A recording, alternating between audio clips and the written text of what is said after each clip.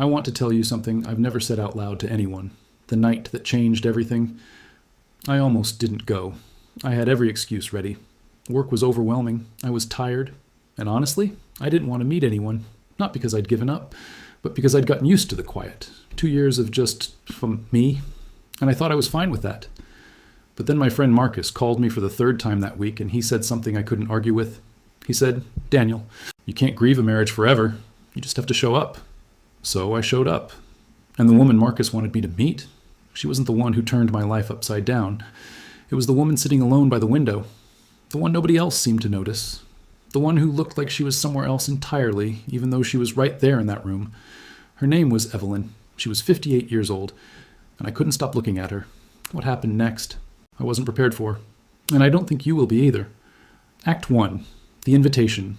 I didn't want to accept. It had been 2 years since the divorce was finalized. 2 years since I moved into an apartment that still didn't feel like mine. 2 years of eating dinner alone, falling asleep with the TV on, and telling myself that was okay. My friends, and I use that word loosely, had decided I needed intervention. Marcus was the ringleader. He kept texting me about this charity gala downtown, a fundraiser for the Children's Hospital, black tie, open bar. The kind of night, he kept saying, where things happen. I ignored the first 2 invitations. The third one came with a phone call. "There's a woman I want you to meet," Marcus said. "Her name is Claire. Her father owns half the real estate on the east side. She's 39, just finished a master's degree, and, Daniel, I'm telling you, she's perfect for you." I said, "Marcus, I'm not ready." He said, "You've been saying that for 24 months. He wasn't wrong. So I ironed the one good suit I still owned, found a tie that didn't make me look like I was attending a funeral, and I went.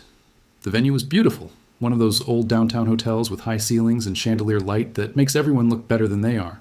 There were maybe 200 people there, all dressed up, all talking too loud, all pretending the wine was better than it was. Marcus found me at the door and immediately grabbed my arm. "She's already here. Come on." I followed him through the crowd, and that's when I saw her. Not Claire, the other one. She was sitting near the far end of the room beside one of the tall windows that looked out over the street. She had silver hair pulled back simply. She was wearing a navy dress. Nothing flashy. And she was just still. In the middle of all that noise and movement, she was completely still. She was holding a glass of water, not wine, and she was looking out the window like she was waiting for the evening to be over. I don't know why I noticed her. I just did. Daniel. Marcus snapped his fingers in front of my face. "That's her? That's Claire over there." I turned. Claire was exactly what Marcus had described. Beautiful. Warm smile. The kind of woman my mother would have called a real catch. I smiled back. I said the right things. And the whole time, out of the corner of my eye, I kept glancing at the woman by the window. She hadn't moved. She still looked like she was somewhere far away. I couldn't explain it. I still can't, really. But something about her made the rest of the room feel like background noise. Seat 2. The conversation that wasn't supposed to happen. Dinner was served at round tables of 8. Marcus had arranged for me to sit next to Claire, which I did, and it was fine. She was funny, smart. We talked about the city and about a documentary we'd both seen. It was the kind of conversation that should have felt promising, but halfway through the main course, there was a mix-up with the seating chart. One of the catering staff came over, apologized twice, and somehow, I still don't fully understand how it happened, I ended up being moved to a table near the back of the room, the table by the window. There were 6 other people already seated. I introduced myself quickly, sat down, and then I realized the woman beside me was her, the one I'd been watching all night. Up close, she was even more striking. She had the kind of face that made you think she'd been beautiful her whole life and had completely stopped caring about it. She looked at me with this polite, slightly guarded expression and said, "I think they moved you here by accident." I said, "Probably, but I don't mind." She raised an eyebrow slightly, like she wasn't sure what to do with that. Then she went back to looking at her plate. I tried the normal route. "I'm Daniel." "Evelyn," she said. Just that. No last name. "No, nice to meet you." I almost turned away. Let her have her quiet. But then something made me ask, "Do you come to these things often?" She looked at me, and for the first time, something shifted in her expression, just slightly, like she appreciated that I hadn't asked what she did for work or where she lived. "My daughter thought it would be good for me," she said, "to get out." "And is it?" She considered this seriously. "Ask me at the end of the night." I laughed. She didn't, but the corner of her mouth moved, and I counted that as something. We started talking.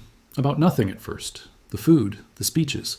a man at the next table who kept laughing too loudly at his own jokes. And then, slowly, the way it happens when you're not trying, we started talking about real things.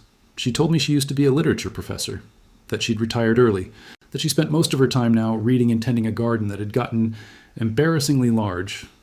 I told her about my work in architecture, about a building I designed years ago that I was still proud of, about how lately I'd been struggling to feel proud of much of anything.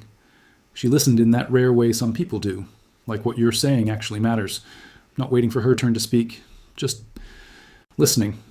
At some point, the speeches ended and the dessert came and went, and I realized we had been talking for nearly 3 hours. When people started leaving, Evelyn glanced around the room and said very quietly, "I should go." I walked her to the door. We stood outside for a moment while a valet brought her car around. The night air was cool and smelled like rain that hadn't fallen yet. She shook my hand, an old-fashioned gesture I somehow loved, and said, "I'm glad they moved you to the wrong table." Then she got in her car and drove away. Marcus found me standing there. "What happened to you? Where were you all night? Claire was asking about you." I said I was sorry. I wasn't really. "Who was that woman you were talking to?" he asked. "Her name is Evelyn," I said. Marcus looked at me the way you look at someone who's made a very questionable decision. "Daniel, she has to be at least 15 years older than you." 16? I said. I asked. He stared at me. I couldn't explain it to him. I wasn't sure I could explain it to myself. What I knew was this. It was the first night in 2 years I hadn't wanted to go home. I had her number because she'd written it on the back of a program from the event. I don't know why she gave it to me. Maybe she didn't expect me to use it. I waited 4 days, then I called. She answered on the third ring. She sounded surprised, not unpleasantly, just surprised. I asked if she'd like to have coffee sometime. She was quiet for a moment, long enough that I thought I'd made a mistake. And then she said, "There's a place on Clement Street. They have good pastries. Saturday morning, if you're free." Saturday morning, I was very free. We met. We had coffee. Then we walked. Then we had lunch without really planning to.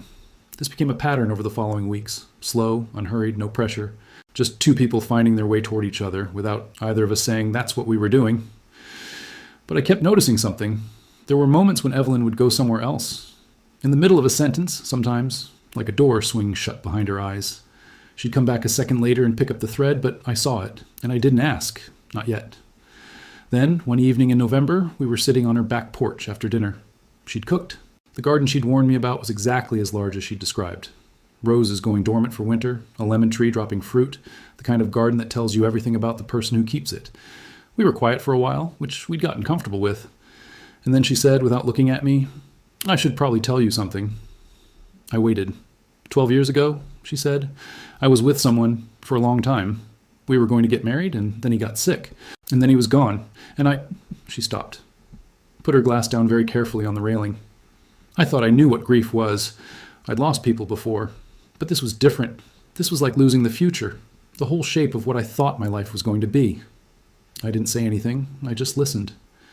I decided after that, she continued, that I was done. Not in a dramatic way.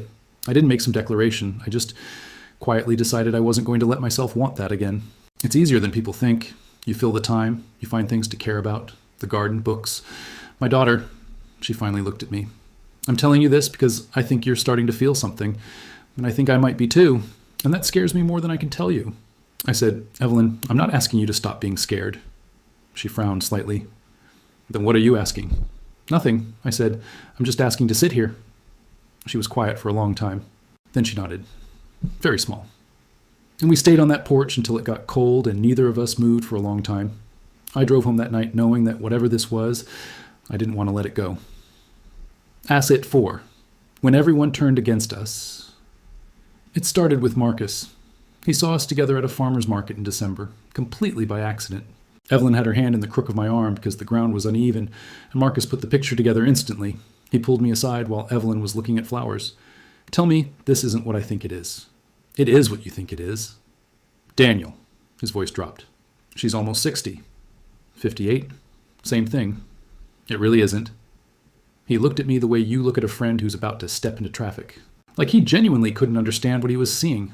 From there, it spread the way these things do. Someone tells someone posts something vague on social media. My sister called me on a Tuesday night. "I heard you're seeing an older woman." "How much older, Daniel?" I told her. Long silence, then, "What are you doing?" I said, "I'm being happy, actually." She didn't believe me. Or she believed me, and that somehow made it worse. The comments came from everywhere. Some were just confused, some were condescending. My cousin asked if I was going through something. A coworker made a joke at a work lunch that wasn't really a joke. Even people I barely knew seemed to have opinions about what my life should look like. What nobody asked, not once, was whether I was okay, whether the last 2 years had been lonely, whether I'd finally found something that felt real. Evelyn heard about it through her daughter Sophie, who was 31 and who took the news poorly. Sophie called her mother on a Thursday evening, and I know what was said because Evelyn told me afterward, quietly, over the phone. Sophie said she was worried. She said she thought her mother was being naive. She said, "Mom, he's going to break your heart. Men his age always do." Evelyn didn't argue with her. That was the thing about Evelyn. She never argued. She just went quiet. And then she went quiet with me too. The calls got shorter. The Saturday mornings stopped. When I texted, the replies were brief. Polite, but brief. In that way that means someone is trying to build a little distance without saying that's what they're doing. I knew what was happening. She was pulling back to protect me. She'd convinced herself that loving her was a mistake I hadn't realized I was making yet. She was trying to make the decision for both of us. I thought about letting her. I thought, maybe everyone is right. Maybe this is too complicated. Maybe I should call Claire and apologize and do the thing that makes sense to everyone else. I thought about it seriously for about 4 days, and then I stopped thinking about it. Because the truth was simple, and I already knew it. The only time I felt completely like myself was when I was with Evelyn. Not performing, not managing, just there. I'd had a marriage that looked perfect from the outside. I knew what that was worth. I wasn't going to trade what I had for what looked right. Asked 5. The decision. 3 weeks of near silence. Then my phone rang on a Wednesday afternoon. It was Sophie. She introduced herself quickly, like she'd rehearsed it, and then she said, "My mother had a fall. She's okay. But she's in the hospital in Monterey. She was driving down to visit me, and there was an accident on the coast road. Minor, really. But she's shaken up, and she won't call you herself, so I'm telling you." I said, "Why are you calling me if you don't approve of me?" A pause. Then Sophie said, "Because she keeps asking the nurses if anyone called. She thinks no one's coming." I left within the hour. 3.5 hours on the highway, in the dark with bad radio and too much coffee and nothing but time to think. I thought about my marriage, about the slow collapse of something I'd thought was permanent. I thought about the last 2 years, the quiet that I'd told myself was peace. I thought about Evelyn's garden, her old-fashioned handshake, the way she'd said, "I think I might be too," like it had cost her something to admit it. I thought about how none of the people with opinions had asked me a single important question. They'd all told me what they saw. None of them had asked what I felt. When I got to the hospital, it was past midnight. The nurse at the desk looked at me with that careful expression they give to visitors who arrive at strange hours, and I explained who I was there for. She checked. She said, "Are you family?" I said, "I'm important to her." She let me through. Evelyn was in a room at the end of a corridor.